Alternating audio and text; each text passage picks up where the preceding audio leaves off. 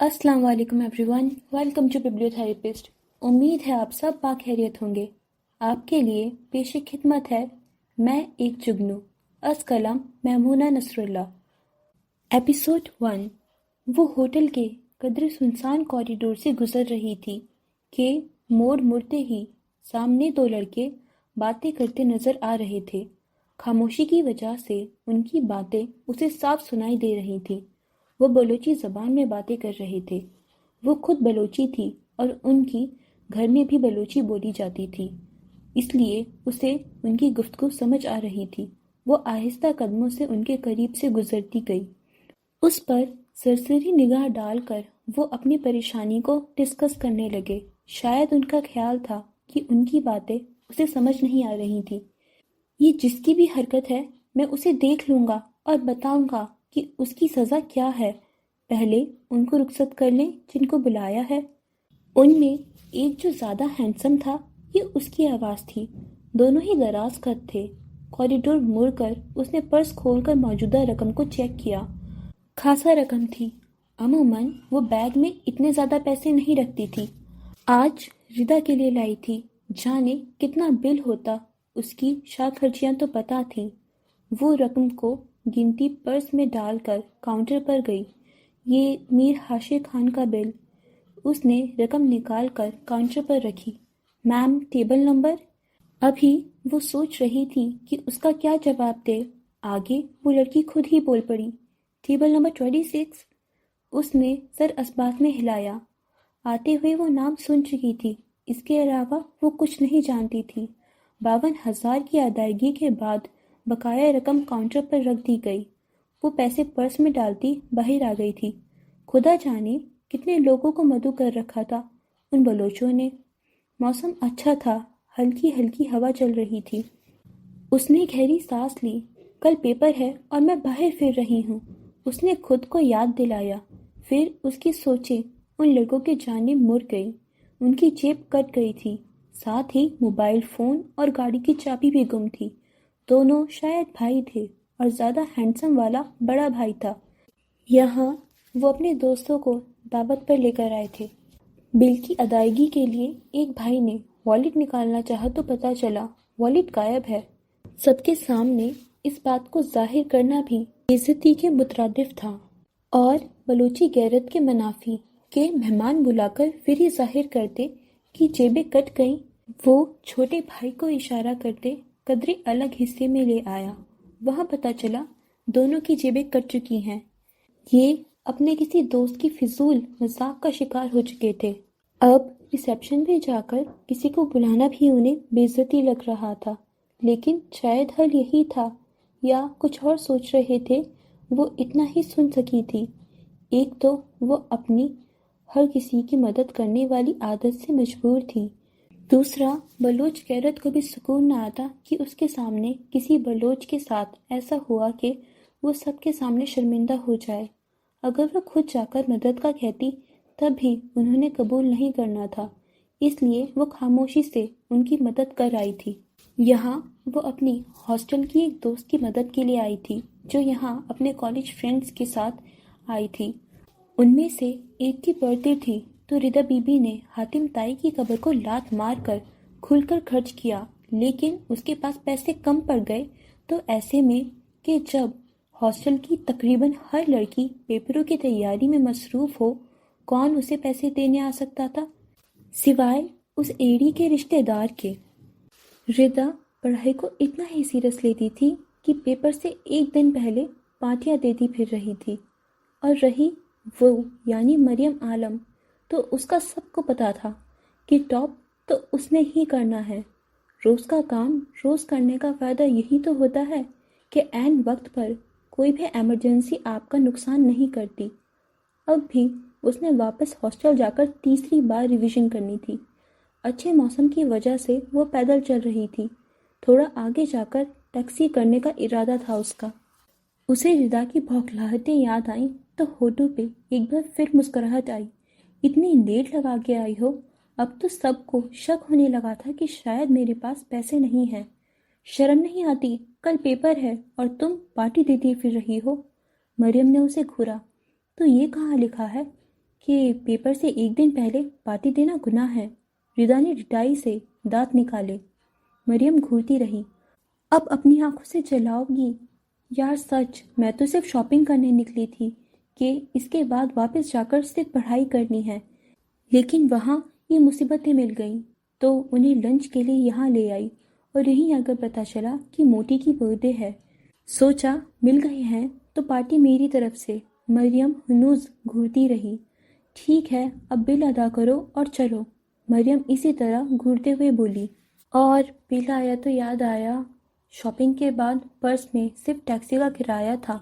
تمہیں میسیج کر کے میں نے 1-2 اور ڈشز آرڈر کر دیں جو 1 گھنٹے تک آئیں گی، کیونکہ مجھے پتہ نہیں تھا تم صرف 15 منٹ میں پہنچ جاؤ گی، ورنہ سچ میں نے سنجیدگی سے پیپر کی تیاری کا سوچا ہوا تھا۔ اب کم از کم 2 گھنٹے لگیں گے۔ ایسا کرو، آؤ تم بھی، انجوائے کر لیتے ہیں، پھر اکٹھے چلیں گے۔ مریم کے کھوکھار تیور دیکھ کر وہ بات کرتے اٹک گئی۔ دفع ہو جاؤ، واپس میرے پاس نہ آنا، اپنی انہی مصیبت کے ساتھ چلی جانا، بلکہ ہو سکے رات کے لیے ایک اور پارٹی ارینج کر لو، اور کل پیپر دینے کی بھی کوئی ضرورت نہیں ہے۔ اس کے ہاتھ میں پیسے تھماتی وہ پلٹی۔ مریم آئی لو یو ٹو یار، اور آج رات میں تمہارے ساتھ بیٹھ کر کمبائن اسٹڈی کروں گی۔ مریم کے ہونٹوں پہ مسکراہٹ آئی تھی، لیکن وہ مڑے بغیر آگے چل پڑی تھی۔ آگے وہ بلوچی بھائی بھی ردا جیسی مشکل میں گرفتار تھے۔ وہ ردا کو سوچتی چلتی جا رہی تھی کہ پیچھے سے آتی آوازوں پر مڑ کر اس نے دیکھا وہ 2 ہینڈسم اور وہ ریسیپشن والی لڑکی اسے ہی آوازیں دے کر رکنے کا کہہ رہے تھے۔ پھر وہ لڑکی چلی گئی اور وہ دونوں اس کے جانب آنے لگے۔ وہ وہیں رک کر ان کا انتظار کرنے لگی۔ بڑی تیز سروس تھی کہ تھوڑی دیر میں ہی اسے ڈھونڈ لیا تھا، لیکن اگر وہ ٹیکسی کر کے جا چکی ہوتی تو کیسے ڈھونڈتے؟ آخر ایسے وقت میں مدد کرنے والے کا شکریہ ادا کرنا تو بنتا تھا۔ ان کے قریب آتے ہی وہ جو خیر مقدمی مسکراہٹ سجانے لگی تھی، بڑے بھائی کے سوال پر حیران رہ گئی۔ کون ہو تم؟ جی؟ وہ الفاظ پہ کم، اس کے لب و لہجے اور انداز پہ زیادہ حیران ہوئی۔ وہ کھوکھار نگاہیں اس کے چہرے پہ گاڑے، جیسے آنکھوں سے ہی اسے کھا جانا چاہتا تھا۔ زیادہ معصوم بننے کی ضرورت نہیں ہے، بتاؤ کس نے بھیجا ہے تمہیں؟ کس کا مہرہ ہو، یا پھر تم خود ہی ہمارا سامان چرا کر ہماری نظروں میں اچھا بننا چاہتی تھیں؟ رہا و رسم بڑھانے کا اچھا طریقہ ہے۔ وہ تو اس قدر زہریلے لہجے کو سن کر ہی پریشان ہو گئی تھی۔ مسٹر، آپ کو کوئی غلط فہمی ہوئی ہے، مجھے کسی نے نہیں بھیجا، نہ کسی کا مہرہ ہوں۔ وہاں سے گزرنے پر آپ کی باتیں سنی تو میں نے سوچا انسانیت کے ناطے آپ کی مدد کر دوں، اور بس۔ وہ بالکل ٹھنڈے لہجے میں بولی۔ کیا آپ بلوچی ہیں؟ چھوٹے بھائی نے خوشگوار لہجے میں پوچھا۔ جی، اس لیے تو آپ کی گفتگو سمجھ آ گئی تھی۔ مریم کا اب اخلاق دکھانے کا کوئی ارادہ نہیں تھا، لیکن پھر بھی اسے نرمی سے جواب دی گئی تھی کہ نرم انداز میں بولنا اس کی عادت تھی۔ حاشر ابھی بھی اسے بے اعتمادی سے دیکھ رہا تھا۔ میرا نام میر جازب خان ہے، اس نے اپنا تعارف کروایا۔ میرا نام، ابھی وہ بول ہی رہی تھی کہ حاشر نے اس کی بات کاٹ دی۔ میں نے تو پہلے ہی کہا تھا کہ رہو رسم بڑھانے کا طریقہ ہے یہ، لیکن محترمہ ہمیں آپ کے بارے میں جاننے کی کوئی شوق نہیں۔ مریم کو تو اس کے الفاظ و انداز نے آگ لگا دی تھی۔ محترم انسان اب ہے کون جس سے میں راہ و رسم بڑھاؤں گی؟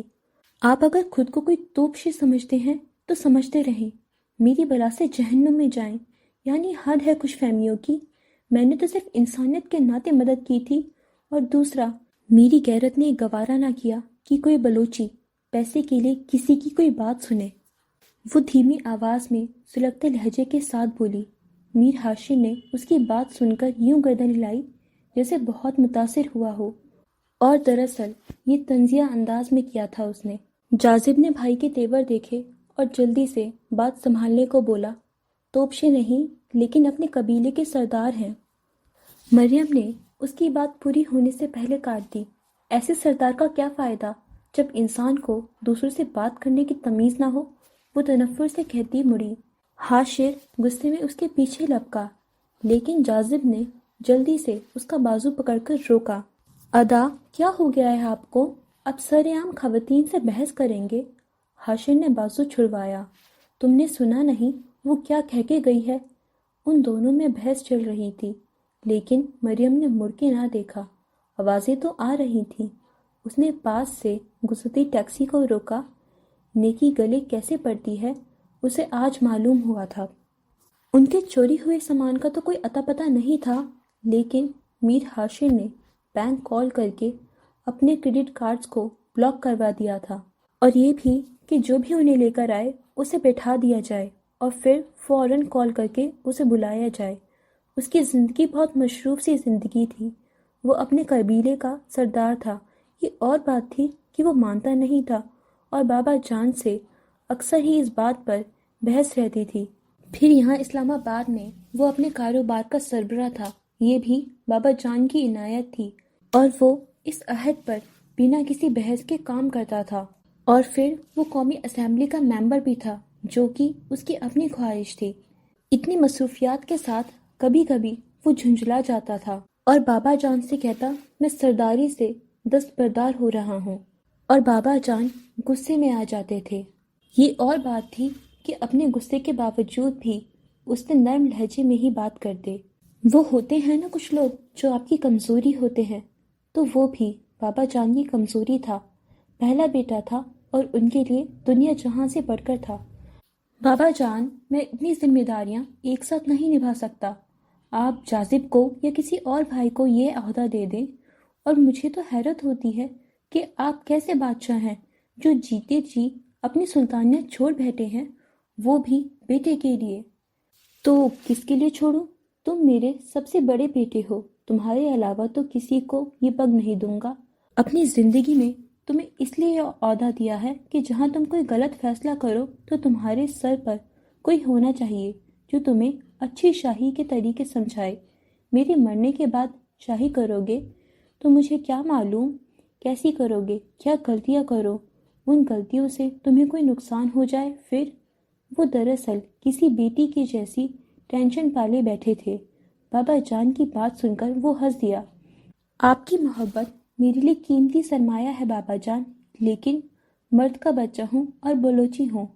آپ میرے لیے یہ بیٹیوں والی فکریں نہ پالیں۔ ساری دنیا آپ کے رعب و دبدبے سے ڈرتی ہے، اور آپ اپنے سب سے بہادر بیٹے کے لیے ایسی فکریں پالتے ہیں۔ بابا جان نے اس کی بات سن کر سر جھٹکا۔ تم بھی جانتے ہو میری اصل پریشانی کیا ہے، اور یہ تو میں بھی جانتا ہوں۔ میرا بیٹا بہت بہادر اور مضبوط ہے۔ تم تو میرا فخر ہو، لیکن یار اب بس کر دو، میں مزید یہ سب برداشت نہیں کر سکتا۔ بابا جان نے اسے پھر سے گھیر لیا تھا۔ ہاشر نے گہری سانس لی۔ اس کے علاوہ جو بات منوانی ہے منوا لیں، یہ نہیں۔ اس نے دو ٹوک اپنا موافق بیان کیا۔ باپ کو ایسے بے بس کرو گے؟ یار بابا جان، کیا ہو گیا ہے آپ کو؟ میں نے پہلے دن ہی آپ پر یہ بات واضح کر دی تھی کہ میں آپ کی بھانجی سے شادی نہیں کروں گا، کیونکہ وہ مجھے نہیں پسند، اور آپ کو بھی معلوم ہے جو مجھے نہیں پسند میں اسے اپنے آس پاس بھی دیکھنا پسند نہیں کرتا۔ کیا کمی ہے اس میں؟ کسی فکر مند ماں کی طرح وہ بولے۔ کمی تو کوئی نہیں، بلکہ زیادتی ہی ہے۔ وہ ہنسا۔ بابا، آپ کیوں اس کی میرے منہ سے برائی کروانا چاہتے ہیں؟ ہو سکتا ہے اچھی لڑکی ہو، لیکن مجھے نہیں پسند۔ تمہاری بچپن کی منگیتر ہے، اور آپ بھی جانتے ہیں کہ مجھے بچپن سے ہی ناپسند ہے۔ وہ بے مروت ہوا تھا۔ تم میری نرمی سے ناجائز فائدہ اٹھاتے ہو۔ اب کہ بابا جان نے اسے گھورا، اور یہ حقیقت تھی کہ وہ جائز ناجائز سب فائدے اٹھایا کرتا تھا۔ اس خاندان میں کسی کی جرات تھی وہ میر سراج خان کے آگے انکار کرتا؟ یہ خاندان کیا، ان کا تو اپنا پورا علاقے میں دبدبہ تھا۔ ان کی بات حرف آخر تھی۔ سرداری بیٹے کے ہاتھ میں دینے کے باوجود بھی ان کے پوزیشن میں کوئی فرق نہیں آیا تھا۔ سنجیدہ اور غصیلے چہرے کے ساتھ جب وہ کوئی حکم جاری کرتے تو سامنے والے میں اتنا حوصلہ نہیں ہوتا تھا کہ ان کے آگے کوئی اعتراض کر سکے۔ میر ہاشر حقیقتاً ایک خوش نصیب شخص تھا۔ جب وہ دونوں باپ بیٹا بند کمرے میں بیٹھ کر بات کرتے تو بابا جان کی سنجیدگی، رعب اور غصہ سب کہیں دور چلا جاتا۔ اگر جو ان کے کسی اور بیٹے کو یہ معلوم ہو جاتا تو وہ بلا جھجک انکار کر دیتے۔ بابا جان اور نرم لہجہ۔ بابا جان کی 3 شادیاں تھیں۔ حاشر پہلی بیوی سے تھا، اس کا بھائی جاذب اور ایک بہن نینا تھی۔ ان کی اماں کو اس کے بعد کوئی اولاد نہیں ہوئی تھی۔ دوسری بیوی سے ان کے 6 بیٹے تھے اور 3 بیٹیاں، اور تیسری بیوی سے 4 بیٹے اور 4 بیٹیاں۔ بہت ہی لمبا چوڑا خاندان تھا اور 2-3 شادیاں بھی عام سی بات تھی۔ سب کے رشتے خاندان میں ہی طے تھے۔ ان کے یہاں شادیاں جلدی ہوتی تھیں، سو اس کے کچھ بہن بھائیوں کی شادی ہو چکی تھی۔ اپنے سگے بھائی بہنوں کے لیے وہ ڈٹ گیا تھا کہ جب تک وہ تعلیم مکمل نہیں کر لیتے تب تک ان کی شادی کا نام بھی نہ لیا جائے۔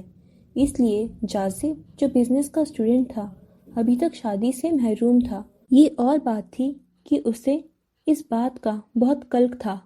پھر اس سے چھوٹی نینا کا حاشر نے ایم ایس سی کیمسٹری کے لیے قائد اعظم یونیورسٹی میں ایڈمیشن کروا دیا تھا۔ سوتیلے بہن بھائیوں سے اچھے تعلقات تھے، لیکن جس بھائی نے شادی کو ترجیح دی تو اس نے کچھ نہیں کہا تھا کہ پہلے پڑھو۔ خیر، لڑکوں کی پڑھائی کے لیے تو کوئی پابندی نہیں تھی اور بہنوں کے لیے حاشر تھا کہ جو جتنا پڑھنا چاہتی ہے پڑھے۔ اس لیے نینا کے ساتھ ناز بھی پڑھنے آ گئی تھی۔ وہ دونوں ہاسٹل میں رہتی تھیں کہ یہاں اسلام آباد والے گھر میں سیاست اور سرداری کی وجہ سے ہر وقت آنا جانا لگا رہتا، تو اس لیے حاشر نے خود ہی انہیں ہاسٹل بھیجا تھا۔ ادھی زہرا بہت پریشان ہے اپنی بیٹی کے لیے۔ حاشر ضد چھوڑ دو، بابا جان نے جیسے منت کی۔ بابا جان ان کی بیٹی کی شادی اپنے کسی اور بیٹے سے کر دیں، 2 شادیاں تو عام سی بات ہے۔ بابا جان نے گھورا، شرم نہیں آتی اپنی منگیتر کو کسی اور کے حوالے کرتے؟ بابا جان، میں اسے اپنی منگیتر نہیں مانتا، وہ جیسے ضد ہوا، اور ویسے بھی یہ حل بہترین ہے کہ آپ کی زبان کی پاسداری بھی رہ جائے گی اور پھپھو زہرا کی پریشانی بھی ختم ہو جائے گی۔ زبان تو میں نے یہ دی تھی کہ میں اپنے سردار بیٹے سے اس کی بیٹی کی شادی کرواؤں گا، تو ٹھیک ہے، آپ یہ سرداری کی پگ اس بیٹے کو دے دیں جس سے بھانجی کی شادی کریں گے۔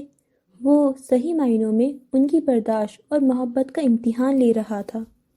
اچھا، جو لڑکی پسند ہے وہ بتاؤ، بابا جان نے تھک ہار کر ہمیشہ والا سوال دہرایا۔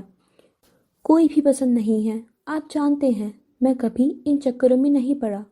کیا شان بے نیازی تھی!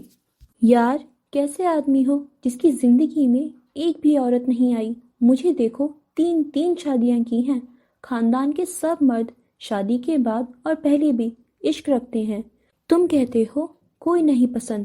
وہاں امریکہ میں گھاس کھاتے رہے تھے کیا؟ کوئی انگریزن ہے تو بھی بتا دو، بیاہ لاؤں گا اسے بھی۔ لیکن اس طرح میری برداشت کا امتحان نہ لو۔ وہ ضد ہو کر ہاتھ جھاڑ کر بولے۔ حاشر نے لب بھینچ لیے۔ واللہ بابا جان، کوئی نہیں پسند ہے، اور شادی کروں گا، ضرور کروں گا، لیکن اس سے جو پسند آئے گی، کیونکہ مجھے 2-3 شادیاں کر کے گر ڈھال جھنجال پورا اپنے گلے میں نہیں ڈالنا۔ اور تمہیں 1 ماہ تک کوئی پسند نہ آئی تو میں اپنی بھانجی سے تمہاری شادی طے کر دوں گا، بابا جان نے دھمکی بھرے انداز میں کہا۔ اور اگر ایسا ہوا تو میں نہ صرف سرداری چھوڑ دوں گا بلکہ فیملی بزنس بھی چھوڑ دوں گا اور امریکہ شفٹ ہو جاؤں گا، اور وہاں جا کر پاکستانی نیشنلٹی ختم کر کے ہمیشہ کے لیے امریکی بن جاؤں گا۔ لیں بابا جان، اور دے دھمکیاں۔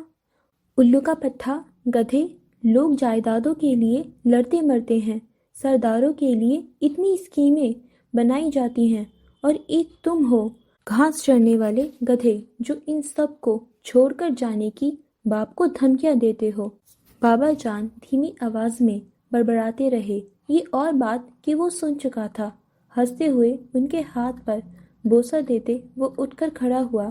شکریہ بابا جان، مجھے سمجھنے کے لیے۔ پھر وہ تو چلا گیا۔ بابا جان خود کلامی کرتے رہے۔ ساری دنیا پر حکم چلاتا ہوں، اور یہ ہے کہ مجھے ہی دھمکیاں دے جاتا ہے، لیکن وہ اس کے ساتھ زبردستی نہیں کر سکتے تھے کہ جانتے تھے یہ ناممکن تھا۔ اگر اس نے کہا تھا کہ وہ ایسا کرے گا تو مطلب کرے گا۔ لوچی ہو اور بات سے پھر جائے، اور وہ بھی سردار۔ وہ گہری سانس بھر کر رہ گئے۔ وہ یہ بات محبت سے منوانا چاہتے تھے کہ ضد کے ساتھ منوا تو لیتے، لیکن انجام برا ہونا تھا۔ وہ صرف بہادر اور ذہین نہیں تھا، ضدی اور ہر دھرم بھی تھا۔ پھر خانگی کا بھی غرور تھا کہ جو کہہ دیا سو کہہ دیا۔ وہ ان کا شیر تھا۔ ایک سربراہ کو ایسا ہی ہونا چاہیے جیسا وہ تھا، نہ جھکنے والا اور ڈٹ کر مقابلہ کرنے والا۔ سمجھداری سے وہ جرگے کے معاملات کو سلجھاتا تھا، لیکن غیر شادی شدہ تھا، جس کا انہیں بہت افسوس تھا۔ وہ 29 برس کا تھا اور اس کی زندگی میں کوئی عورت نہیں تھی۔ اسے تو کوئی مسئلہ نہیں تھا، لیکن بابا جان کی اب اصل پریشانی یہی تھی، صرف ان کی نہیں، حاشر کی اماں کی بھی۔ لیکن انہیں کیونکہ نند ناپسند تھی تو وہ اس کی بیٹی کے لیے بیٹے کو کبھی بھی نہیں مناتی تھیں۔ ہاں، وہ یہ کہتی تھیں کہ کوئی اور پسند کر لو۔ ردا رات کو لوٹی تھی۔ جب وہ عشاء کی نماز پڑھ کر فارغ ہوئی تو دیکھا کہ وہ کمرے میں آ چکی تھی۔ وہ اسے ایک نظر دیکھ کر اپنی تسبیح پڑھنے لگی، پھر دعا مانگ کر جائے نماز اپنے بیڈ کے سرہانے رکھی۔ مل گئی فرصت آنے کی۔ دوپٹہ کھولتے ہوئے وہ بیڈ پر بیٹھی۔ ردا نے اسے دیکھ کر مسکراہٹ اچھالی۔ یار، تمہیں تو پتہ ہے مجھے پیپرز کی کتنی ٹینشن رہتی ہے، بس اس لیے جلدی آ گئی، ورنہ وہ لوگ تو کہہ رہی تھیں کہ کہیں اور چلتے ہیں۔ مشکل سے انہیں منع کر کے آئی ہوں۔ واو! مریم نے متاثر ہونے والے انداز میں سر کو ہلایا۔ وہ اس کے طنزیہ انداز پر ڈٹائی سے ہنسی۔ اب ذرا مجھے ایک دو ٹاپک سمجھا دو۔ مجھے پورا یقین ہے وہ کل کے پیپر میں ضرور آئیں گے۔ جب سر نے پڑھایا تھا مجھے اس دن اندازہ ہو گیا تھا۔ مریم مسلسل اسے گھورتی رہی۔ ردا نے اس کے نوٹس اٹھا کر اس کے آگے رکھے اور خود سامنے بیٹھ گئی۔ کیونکہ تمہیں پہلے دن سے اندازہ تھا کہ وہ بہت اہم ہے، تو تم انہیں خود کر چکی ہوں گی، اس لیے اب میرا سر نہ کھاؤ۔ یار، کیا ہو گیا ہے؟ تم میری پڑھائی کے لیے یوں سیریس رہتی ہو جیسے میری ماں ہو۔ آپ کے ردا بیزاری سے بولی۔ تم زندگی مزے سے نہیں گزارنے دیتی۔ تم چاہتی ہو کہ میں ہر وقت پڑھائی کرتی رہوں، اور کیونکہ میں تمہاری ماں نہیں ہوں تو یہ ٹاپک تم اپنی ماں سے جا کے سمجھو۔ مریم مسکراتے ہوئے اٹھ کھڑی ہوئی۔ ردا نے اس کی پشت کو گھورا۔ مجھے ویسے بھی پڑھائی کا کوئی شوق نہیں ہے، یہ تمہاری وجہ سے تھوڑا بہت پڑھ لیتی ہوں۔ مریم انسنا کیے الماری سے چائے بنانے کا سامان اٹھانے لگی۔ آج ان بلوچوں نے جو اس کے سر میں درد کیا تھا وہ ابھی تک نہیں گیا تھا، اور اب اس نے چائے پینے کا سوچا تھا کہ درد بڑھتا جا رہا تھا۔ تم سن رہی ہو؟ ہاں، اور میں حیران ہوں کہ جب تمہیں پڑھائی میں بالکل بھی انٹرسٹ نہیں تھا تو تم نے MSc کیمسٹری میں داخلہ ہی کیوں لیا تھا؟ ردا گڑبڑائی۔ ممی کی وجہ سے، تم جانتی ہو۔ جانتی ہوں ممی کی وجہ سے یہاں آئی ہو، لیکن اس بات پر حیران ہوں کہ تمہارے پڑھنے کے حال میں دیکھ چکی ہوں تو تمہارا MSc کیمسٹری کا میرٹ کیسے بن گیا تھا؟ پڑھتی تو تم ہو نہیں۔ مریم نے مڑ کر اسے دیکھا جیسے چیلنج کیا ہو۔ ردا کی آتی جاتی سانس رکنے لگی۔ مریم عالم بیوقوف ہی اچھی تھی۔ وہ ذرا سا بھی دماغ چلانے لگتی تو ردا کی سانسیں بند ہونے لگتی تھیں۔ خیر، اب اتنی بھی نالائق نہیں ہوں۔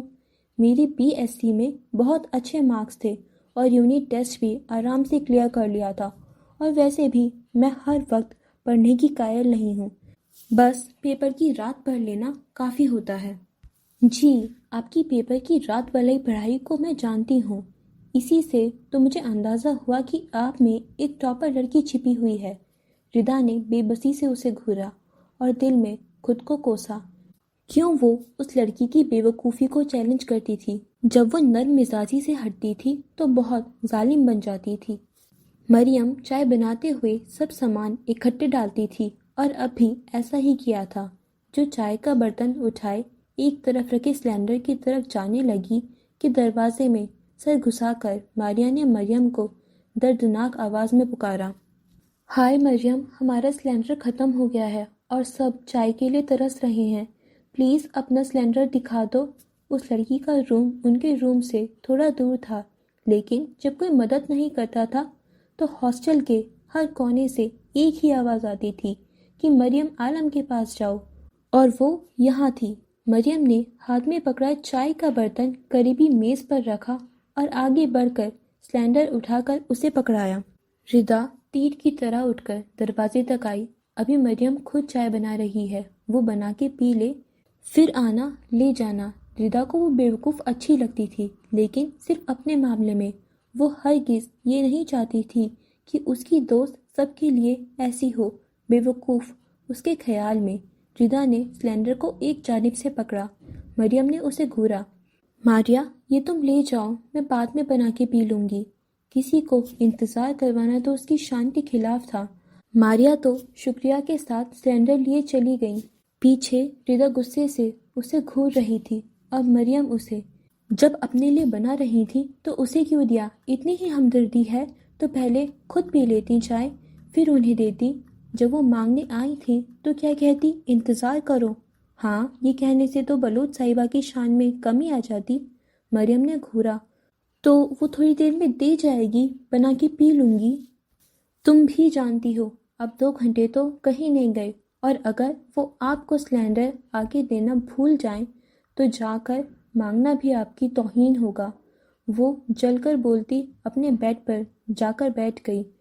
وہ تو سب کی مدد کرتی تھی، لیکن خود کسی سے نہیں مانگتی تھی، اور مانگنے والے کو انکار کرنا، یہ بھی اس کی شان کے خلاف تھا۔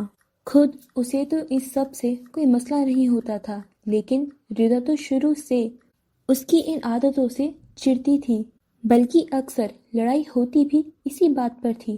کچھ لوگ تو مریم کی اچھی عادتوں کی وجہ سے اس کا احساس کرتے تھے، لیکن عمومی طور پر اس کی نرم مزاجی اور فراخ دلی کو لوگ فار گرانٹڈ لیتے تھے۔ ادھار لے کر فکس ڈیٹ پر نہ دیتے تو وہ مانگنے نہیں جاتی تھی، اور جو لے کر بھول جاتے تھے انہیں بھی کچھ نہیں کہتی تھی۔ ردا ان عادتوں پر جل بھن کر اسے بہت سناتی تھی، اور وہ اس کے دوست ہونے کی وجہ سے ہنس کر یہ سب سن لیتی تھی۔ اور آج بھی ایسا ہی ہوا تھا کہ 2 گھنٹے بعد ماریا یہ معذرت کرتے کہنے لگی، یار سلنڈر ختم ہو گیا ہے، سوری، وہ مجھے بھوک لگ رہی تھی تو اپنے لیے چاول بنا لیے تھے، چاولوں میں ابھی پانی رہ گیا تھا کہ سلنڈر ختم۔ ماریا نے بنا کچھ کہے سلنڈر لے کر رکھ دیا تھا، جبکہ ردا اونچی آواز میں بولی، پیاری ماریا، ہم معذرت خواہ ہیں کہ ہماری گیس نے آپ کو بیچ راستے میں دگا دے دی۔ اگلی بار ہم پوری گیس فل کرا کے آپ کو دیں گے تاکہ آپ کو تنگی نہ ہو۔ ماریا گڑبڑا گئی تھی۔ کوئی بات نہیں ماریا۔ مریم نے مسکرا کر ماریا کو دیکھا، جو ہولے سے کھسک لی۔ دیکھ لیا آپ نے بلوچ صاحبہ، لوگ ایسے ہی بے غیرت اور بے شرم ہوتے ہیں۔ ردا کا بس نہیں چل رہا تھا کہ یا تو ماریا کے ہاتھ توڑ کر آئے یا مریم کو کہیں اٹھا مارے۔ یار، کیا ضرورت ہے کہ بندہ بے وقوفی کی حد تک اچھا ہو اور بامروت ہو؟ اگر جو کبھی ردا کو ایسا ہونا پڑتا تو اس کی یقیناً سانس بند ہو جانی تھی۔ مریم نے ٹیبل پر رکھے اپنے چائے کے برتن کو دیکھا، جہاں پتی اب تک رنگ چھوڑ رہی تھی۔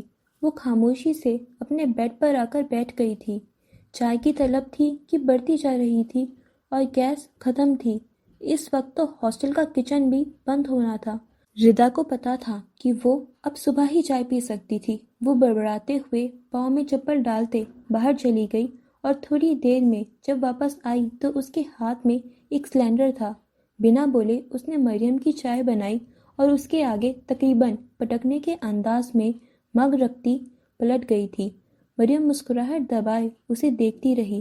اس کی دوست کو پتا تھا کہ اسے چائے کی شدید طلب تھی، لیکن کسی سے سلنڈر مانگنا بھی اس کے لیے ناممکن تھا۔ لیکن ردا کے تو باقی لڑکیوں کی طرح ادھار چلتے رہتے تھے۔ ردا سامان کو جگہ پر رکھتے دوبارہ سلنڈر کمرے سے اٹھائے باہر جا رہی تھی۔ اوکے فرینڈز، آج کے لیے بس اتنا ہی۔ باقی پارٹ نیکسٹ ایپیسوڈ میں۔ تب تک کے لیے اب جلدی سے ہمارے چینل کو سبسکرائب کر لیجئے، اینڈ ہمارے انسٹا پیج کو فالو کر لیجئے۔ خدا حافظ۔